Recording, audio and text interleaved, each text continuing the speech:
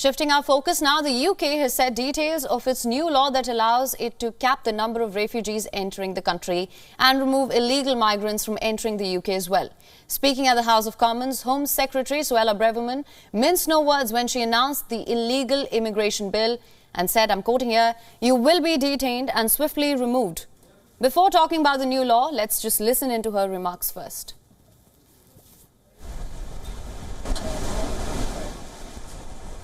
They will not stop coming here until the world knows that if you enter Britain illegally, you will be detained and swiftly removed. Removed back to your country if it's safe, or to a safe country, a safe third country like Rwanda. And that is precisely what this bill will do. That is how we will stop the boats. Now, Braverman told MPs that it was time to stop the UK from being quote-unquote taken for a ride and said that the need for reform is urgent. It is to be noted that Britain receives fewer asylum seekers than some European nations such as Italy, Germany or France.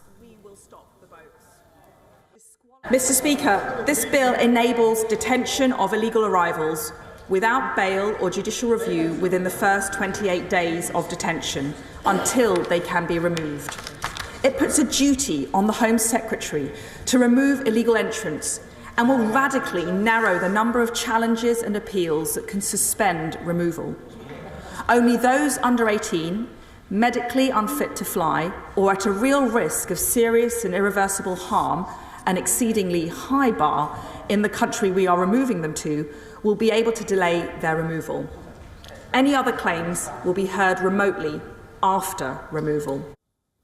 Now, the opposition Labour Party has called the legislation a con that risks making the chaos worse. The Shadow Home Secretary said that the country needs is serious action to stop dangerous boat crossings which are putting thousands of lives at risk and undermining border security. So what is different this time? They still don't have any return agreements in place. The Home Secretary herself has admitted Rwanda is failing, and even if it gets going, it will only take a few hundred people. So what will happen to the other 99% of people under this bill? Now, she says she's going to detain them all, maybe for 28 days. She could tell us how many detention centres they will need and how much that will cost.